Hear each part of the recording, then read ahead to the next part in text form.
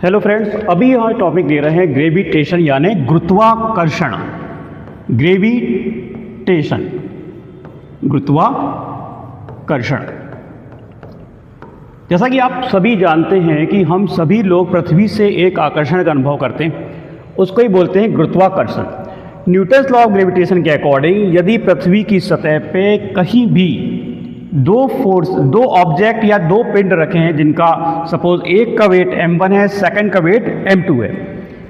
यदि कोई भी दो पिंड रखे हैं जिनका एक का वेट m1 है और m2 है और उनके बीच की दूरी स्मॉल r है, तो इनके बीच लगने वाला बल समानुपाती या प्रोपोर्शनल तो होगा m1 और m2 के गुणनफल के, और इन्वर्सली प्रोपोर्शनेट होगा उनके बीच के डिस्टेंस के स्क्वायर के। इसको आगे हम जब सॉल्व करेंगे तो F इक्वल टू होगा capital G m1 m2 divide by r square.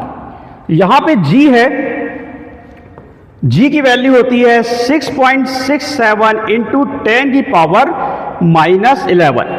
इसको बोलते हैं गुरुत्वाकर्षण का यूनिवर्सल ग्रेविटेशन कांस्टेंट। जो कैपिटल G है ये है यूनिवर्सल ग्रेविटेशन कांस्टेंट। इसकी वैल्यू आप कैसे निकाल सकते हो? G की वैल्यू, G की यूनिट निकालने के लिए वैल्यू तो इसकी फिक्स होती है 6.67 इंटू 10 की पावर -11। ये वैल्यू कैसे आती है मैं अलग वीडियो में आपको जरूर बताऊंगा, अभी हमारा एम उसको निकालना नहीं है। तो इसको सॉल्व करने के बाद आप G की यूनिट भी निकाल सकते हो। G की यूनिट निकालने के लिए आपको क्या करना पड़ेगा? R को इधर ले जाओ, m1 m2 को नीचे ले जाओ, तो G इक्वल टू हो जाएगा F R square divide bye m1 m2। तो बहुत ही सिंपल है, जब हमको पता है कि F की यूनिट होती है न्यूटन, और डिस्टेंस की यूनिट होती है metre square divide by kg square. ठीक है, इसकी G की हमको यूनिट मिल गई। अब इसको मैं क्लियर कर देता हूं अभी, और एक सवाल ले लेते हैं इसी फॉर्मूले पे कि सपोज दो पिंड रखें या ऑब्जेक्ट है m1 देन m2। ठीक है, m1 पे जो वेट है उसको कोई भी ले लेते हैं, सपोज m1 पे वेट ले लेते हैं 20 kg और m2 का वेट लेते हैं 10 kg। इनके बीच की डिस्टेंस r इक्वल टू मान लेते हैं 2 मीटर। ओके, अब जब भी आप कोई भी सवाल सॉल्व करो, सबसे पहले जब भी एग्जामिनेशन में आप कोई भी सवाल सॉल्व करो, सबसे पहले देखो कि आपको गिवन वैल्यूज कौन सी हैं। देयरफॉर हम देखते हैं कि हमें m1 पता है, m1 इक्वल टू हो गया 20 kg, then m2 equal to हो गया 10 kg, और इनके बीच की डिस्टेंस r इक्वल टू हमें पता है 2 मीटर है। फॉर्मूला भी हमें पता है F equal to G m1 m2 divide by r square. Formula लिखने के बाद हमें पता है कि G की वैल्यू भी हमें याद है, ये तो फिक्स है 6.67 इंटू 10 की पावर -11। खाली हमें F की वैल्यू अननोन है जो हमें निकालना है। सिंपल सा है, ये सवाल आ भी चुका है कई कंपटीशन एग्जाम्स में। तो F इक्वल टू हो जाएगा 6.67 इंटू 10 की पावर -11, वैल्यूज पुट कर दीजिए 20 इंटू 10 डिवाइड बाय 2 का स्क्वायर। इसको जब हम आगे सॉल्व करेंगे तो ये आंसर आ रहा है 3.34 इंटू 10 की पावर -9। ओके, ये आंसर इसका आ गया। सिंपल सा सवाल है, एक बार करके देखिएगा और फॉर्मूला याद कर लीजिएगा। अब हम आगे जाते हैं, इसी टॉपिक पे हम आगे जाते हैं, ये सभी क्लियर कर दे रहा हूं मैं। गुरुत्वीय त्वरण, अब हमारा जो टॉपिक है इसी पे थोड़ा सा आगे बढ़ रहे हैं। Acceleration due to gravity. ठीक है, इसको बोलते हैं हिंदी में गुरुत्वीय त्वरण।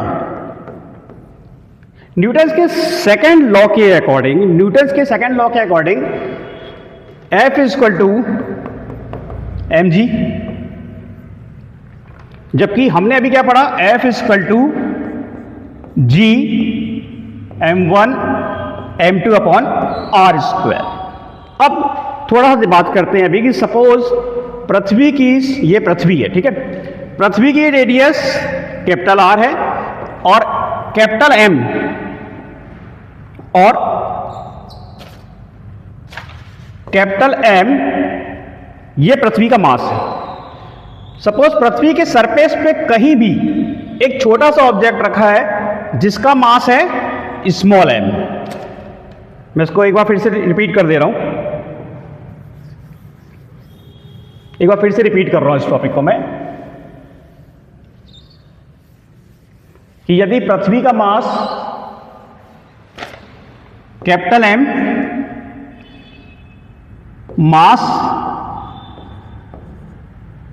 ऑफ अर्थ यह है कैपिटल M, ठीक है, और कोई ऑब्जेक्ट पृथ्वी पे ही है, ऑब्जेक्ट का मास है स्मॉल m, ओके। अब आपको फॉर्मूला पता है न्यूटन लॉ के according F is equal to होगा mg, जहां पे स्मॉल g है गुरुत्वीय त्वरण और m जो है वो मास है किसी ऑब्जेक्ट या पिंड का। अभी हमने फॉर्मूला निकाला था इसी वीडियो में कि F इज इक्वल टू होता है capital G m1 m2 upon r square. लेकिन ये वाली कंडीशन थोड़ा मेरी चेंज है, यहां पे अभी बात क्या चल रही है, दो पिंड, इसके पहले हमने जो सॉल्यूशन किया था दो पिंड लिए थे m1 और m2, यहां पे हम बात कर रहे हैं पृथ्वी का और छोटा सा कोई ऑब्जेक्ट। तो इसमें F is equal to G value रखने के बाद m1 हो जाएगा कैपिटल M पृथ्वी का मास, m2 हो जाएगा स्मॉल m किसी ऑब्जेक्ट का मास, और यहाँ r जो हो जाएगा, ये जो मैंने पृथ्वी बनाई थी, सपोज ये इसकी डिस्टेंस है जो r रेडियस, ये r हो जाएगा पृथ्वी की रेडियस। यहां तक क्लियर हो गया? अब आपको पता है न्यूटन लॉ के according F is equal to mg, therefore इसको इसके बराबर कर दो, तो mg is equal to g capital M small m divide by r square. Small m से small m cancel, therefore g की वैल्यू आई हमारे पास gm अपॉन r स्क्वायर। इसका मतलब क्या होता है, ये फॉर्मूला को आप अंडरलाइन कर दो, g is equal to G M divide by R square. किसी भी ऑब्जेक्ट जब आप कॉम्पिटिशन एग्जाम में जाएंगे, ये फॉर्मूला में बहुत सारी चीजें बता रहा है। देखो स्मॉल g गुरुत्वीय त्वरण की वैल्यू किस पे डिपेंड करेगी, कैपिटल G पे डिपेंड करेगी जो कि फिक्स है, universal coefficient of gravitation 6.67 into 10 की पावर -11। कैपिटल M पृथ्वी का भार या मास, द्रव्यमान, सॉरी पृथ्वी का द्रव्यमान वो भी फिक्स है, और कैपिटल R पृथ्वी की रेडियस वो भी फिक्स है। देयरफॉर स्मॉल g की वैल्यू कोई भी बाहरी पैरामीटर्स पे डिपेंड नहीं करती।